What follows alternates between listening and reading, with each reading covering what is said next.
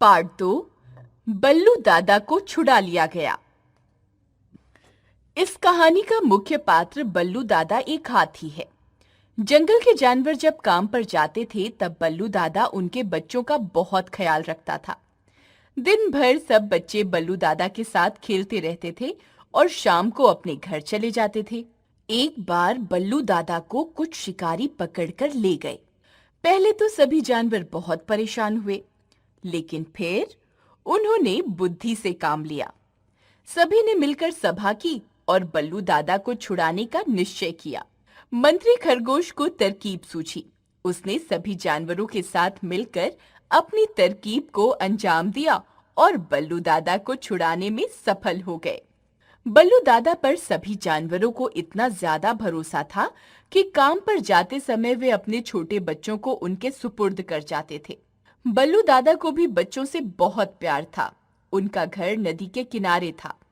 सारा दिन वे बच्चों को ऐसे ध्यान से रखते जैसे वे खुद उनके ही बच्चे हों। कभी कभार उधम मचाते बच्चों को डांटना भी पड़ता तो प्यार से डांटते थे।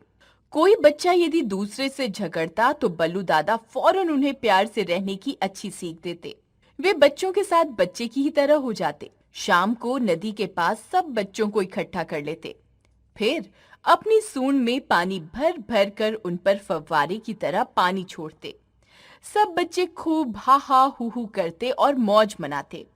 वे कहते जाते, और बल्लू दादा, और बल्लू दादा। बल्लू दादा भी जब तक थककर चूर न हो जाते उनके साथ खेलते ही रहते। शाम को जानवर बल्लू दादा को धन्यवाद देकर बच्चों को घर ले जाते। अब तो बच्चों का यह हाल हो गया कि जिस दिन किसी के माँ बाप काम पर ना भी जाएं, उस दिन भी वे बल्लू दादा के पास पहुंच जाते। जंगल में नदी के किनारे बसा हुआ जानवरों का यह छोटा सा कस्बा बहुत ही सुखी था। जानवरों के इस सुखी कस्बे में पेड़ों पर रहने वाले पक्षी भी सम्मिलित थे। खरगोश को उसकी सूझबूझ के कारण पशु पक्षियों का मंत्री बनाया गया था। एक शाम जब बल्लू दादा बच्चों को सूंड में पानी भर भर कर नहला रहे थे तो वहां कुछ शिकारी आए। बच्चे तो डरकर इधर-उधर दुबक गए, पर वे बल्लू दादा को पकड़कर ले गए। जब जानवर काम से लौटे तो बच्चों ने बल्लू दादा के बारे में सारी कहानी कह सुनाई। सारे जानवर बहुत उदास हो गए। उन्हें शिकारियों पर क्रोध भी बहुत आया। सभी जानवरों ने तुरंत बरगद के विशाल पेड़ के नीचे सभा की। सभी इस बात पर सहमत थे कि बल्लू दादा को किसी भी कीमत पर छुड़ाना है। आखिर उन्होंने सुख दुख में सदा जानवरों का साथ दिया था। मंत्री खरगोश ने गरज कर पूछा, क्या आप जोखिम उठाने को तैयार हैं? हाँ, हाँ, सभी जानवरों ने एक साथ कहा। ठीक है, अब हमें यह सोचना होगा कि बल्लू दादा को छुड़ाने के लिए क्या करना है।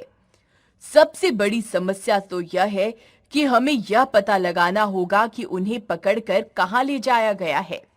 मंत्री खरगोश ने पूरी गंभीरता के साथ कहा। मुझे मालूम है, मुझे मालूम है। उसी समय कहीं से उड़कर आती हुई चील ने हाँफते हुए कहा, कहाँ है, कहाँ है? सभी जानवरों ने अपनी गर्दन उठा उठाकर अचरज से पूछा। मंत्री खरगोश ने सभी को शांत रहने के लिए कहते हुए चील से पूरी बात बताने को कहा। चील ने बताया, मैं आज जब घर लौट रही थी तो देखा कि रास्ते में कई लोग बल्लू दादा को पकड़कर ले जा रहे हैं। बल्लू दादा अपने आप को छुड़ाने की बहुत कोशिश कर रहे थे, लेकिन पकड़ने वाले उन्हें मार मार कर डरा देते थे। बल्लू दादा की आंखों में आंसू भी थे। मैं समझ गई कि जरूर कुछ गड़बड़ है। बस मैंने आवाज लगाकर बल्लू दादा का ध्यान अपनी ओर खींचा। बल्लू दादा ने जब मुझे देखा तो मैंने झट कह दिया, आप घबराओ मत बल्लू दादा, मैं आपके साथ साथ उड़कर जगह देख लूंगी जहां ये आपको ले जा रहे हैं। आप आराम से चलो ताकि ये आपको मारे नहीं। बाद में मैं सब जानवरों को जाकर बता दूंगी। हम अपनी जान पर खेल कर भी आपको छुड़ाएंगे। अभी मैं उसी जगह से आ रही हूँ जहां हमारे प्यारे बल्लू दादा को पकड़ कर रखा हुआ है। वे हमारा इंतजार कर रहे हैं। शाबाश! मंत्री खरगोश ने चील की पीठ थपथपाकर कहा।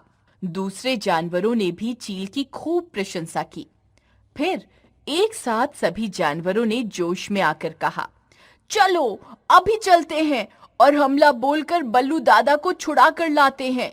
बल्लू दादा की जय। शांत शांत। मंत्री खरगोश ने थोड़ा डांटते हुए सबसे कहा, तुम जानवरों की बस यही आदत मुझे पसंद नहीं है। न सोचा न समझा, बस जो मन में आया अंधाधुंध कर लिया। बुद्धिमान हमेशा सोच समझकर ही काम करते हैं। शत्रु को कभी कमजोर और बेवकूफ नहीं समझना चाहिए। हमें ऐसी तरकीब निकालनी होगी जिसमें हमारा नुकसान भी ना हो और काम भी बन जाए। हमें बहुत ही सूझबूझ के साथ काम करना होगा। तो हम क्या करें?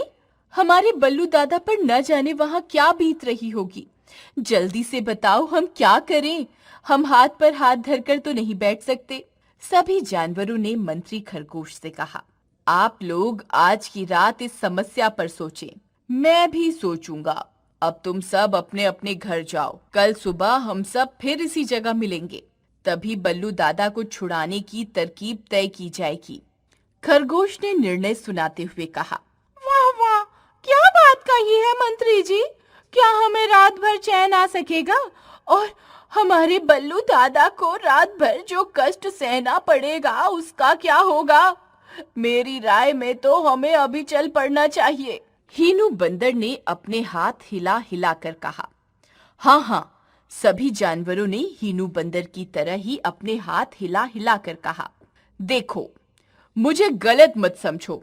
मुझे बल्लू दादा की कम चिंता नहीं है। हर काम का एक तरीका होता है।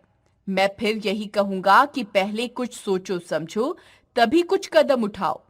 मुझे भी सोचने दो, आखिर मैं तुम्हारा मंत्री हूँ, खरगोश ने कहा।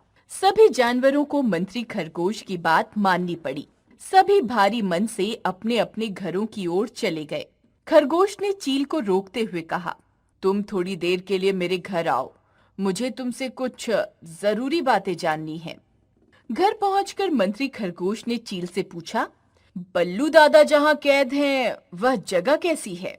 बल्लू दादा को बड़ी बड़ी चार दीवारी में बंद किया हुआ है। छत नहीं है। एक जगह बस बड़ा सा दरवाजा है, वह बंद है। काश बल्लू दादा को उड़ना आता। ऊंची ऊंची दीवारों को तो वे फांद नहीं सकते। चील ने बताया। मंत्री खरगोश ने कुछ सोचते हुए कहा। फिर पूछा, क्या वहां बल्लू दादा अकेले हैं या और भी जानवर हैं? मैंने तो उन्हें अकेला ही देखा था। हाँ, उनके पैरों को मोटे मोटे रस्सों से बांध रखा था। अच्छा, ठीक है, अब तुम जाओ, खरगोश ने कहा। मंत्री खरगोश रात भर सोचते रहे। नींद उनकी आंखों में जरा भी नहीं थी। सुबह होते ही वे सबसे पहले बरगद के पेड़ के नीचे पहुंच गए थे। मंत्री खरगोश ने सभी जानवरों पर एक नजर घुमाई और पूछा, तुमने कुछ सोचा? सभी जानवर चुपचाप बैठे रहे। उनके चेहरों से यह लग रहा था कि वे रात भर नहीं सोए हैं, लेकिन यह भी लग रहा था कि उन्हें कुछ सूझा नहीं था। तभी खरगोश ने थोड़ी दृढ़ता के साथ कहा, मुझे एक तरकीब सूझ गई है। क्या? सभी जानवरों ने अपने मुरझाए चेहरों को उठाकर पूछा। तरकीब को कामयाब बनाना तुम्हारे हाथ में है, यानी हम सबके हाथ में है। जितनी मेहनत और होशियारी से काम करेंगे, उतनी ही जल्दी हमें बल्लू दादा को छुड़ा कर लाने में सफलता मिलेगी। मंत्री खरगोश ने गर्दन हिलाते हुए कहा। आप तरकीब तो बताइए, जानवरों ने उत्सुकता के साथ कहा। खरगोश ने सबको तरकीब बता दी और यह भी समझा दिया कि इसका ज्यादा प्रचार नहीं होना चाहिए, नहीं तो गड़बड़ भी हो सकती है। सबसे पहले मंत्री खरगोश चील को लेकर उस जगह गए जहां बल्लू दादा कैद थे। मंत्री खरगोश के लिए तो अंदर जाना मुश्किल था, लेकिन चील दीवारों के ऊपर से उड़कर अंदर पहुंच गई। उसने बल्लू दादा के कान में पूरी तरकीब बता दी। तरकीब सुनकर बल्लू दादा का उदास चेहरा खिल उठा। उन्होंने खरगोश की सूझबूझ की खूब सराहना की। इधर मंत्री खरगोश ने दीवारों का चक्कर लगाकर जांच पड़ताल की। उन्होंने देखा कि दरवाजा बंद है और दो आदमी बंदूक लिए पहरा दे रहे हैं। वे चील के साथ नदी किनारे वापस आ गए। शाम होते ही बहुत से चूहों को लेकर मंत्री खरगोश फिर वहां पहुंच गए। उन्होंने चूहों से कहा कि दीवारों के नीचे से सुरंगें बना डालें ताकि अंदर जाने का रास्ता हो जाए। सभी चूहे मन लगाकर इस काम में जुट गए और देखते देखते बहुत से बिल खोदकर सुरंगें बना डाली। काम हो जाने के बाद वे सभी खरगोश के पास जंगल में लौट आए। अगले दिन शाम होने से पहले ही मंत्री खरगोश कुछ बंदर, कुछ गिद्ध, कुछ भेड़िए और बहुत से चूहे लेकर फिर वहां पहुंच गए। खरगोश ने भेड़ियों को दरवाजे से थोड़ी दूर झाड़ियों में और बंदरों को आसपास के पेड़ों पर छिपकर बैठ जाने के लिए कहा। उन्हें यह भी समझाया कि किस वक्त पर क्या करना है। इसके बाद चूहों को अंदर जाकर सारे रस्से कुतर डालने को कहा।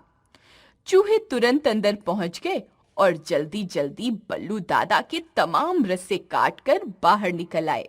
तभी खरगोश ने गिद्धों को इशारा किया। वे चार दीवारी के ऊपर मंडराने लगे और उनमें से एक दो गिद्ध बल्लू दादा के ऊपर बैठ गए। बल्लू दादा भी ऐसे पसर गए जैसे मर गए हों। जैसे ही दरवाजे पर खड़े पहरेदारों ने आकाश में गिद्धों को मंडराते हुए देखा तो वे असमंजस में पड़ गए कि गिद्ध तो लाश पर ही मंडराते हैं। उनमें से एक ने दरवाजे में बने सुराख में से देखा तो पाया कि हाथी मरा पड़ा है। उसने तुरंत दूसरे को बताया। दूसरे ने भी देखा कि हाथी पर गिद्ध भी बैठे हुए हैं। वे दोनों ही घबरा गए। वे भागे भागे पास ही के बंगले में गए और अपने मालिक को बताया कि हाथी मर गया है। मालिक तुरंत उनके साथ वहां आ पहुंचा। उसने भी सुराख से झांका तो उसे यकीन हो गया कि हाथी मर गया है। मालिक ने तुरंत दरवाजा खुलवाया, फिर वे तीनों अंदर गए। पेड़ पर बैठे बंदर ने आवाज निकाली। बल्लू दादा समझ गए कि दरवाजा खुल गया है। उन्होंने धीरे धीरे अधमुधी आंखों से देखा कि तीनों आदमी कुछ बातों में लीन हैं। वे चुपचाप उठे और खुले हुए दरवाजे से बाहर निकलकर जंगल की ओर भागे। हक्के बक्के आदमी बंदूकें तान कर उनकी ओर लपके, लेकिन तभी भेड़ियों ने अपनी पिछली टांगों से मिट्टी उड़ा उड़ा कर बगुला बना दिया। आदमी अपनी आंखें ही मलते रह गए। बंदरों ने मौका देखकर उनकी बंदूकें छीनकर पेड़ों की सबसे ऊंची टहनियों में छिपा दी। जब मंत्री खरगोश को यह विश्वास हो गया कि अब बल्लू दादा जंगल में पहुंच गए होंगे, तो उन्होंने इशारा किया। सभी जानवर होशियारी के साथ अंधेरे में दुबकते दुबकते नदी के किनारे पहुंच गए। बल्लू दादा को फिर से अपने बीच देखकर सभी जानवर बहुत खुश थे। बच्चे उन्हें छोड़ते ही न थे। मंत्री खरगोश की सूझबूझ की भी सबने खूब प्रशंसा की। बाद में खरगोश के कहने पर उसी रात उन्होंने अपना डेरा भी बदल लिया। जब सब मंत्री खरगोश की प्रशंसा कर रहे थे, तो खरगोश ने बस इतना ही कहा, हम सब यदि इसी तरह मिलजुल कर रहें और मुसीबत में सूझबूझ के साथ काम करते रहें, तो हमारा कोई कुछ नहीं बिगाड़ सकेगा। दिव्य रमेश।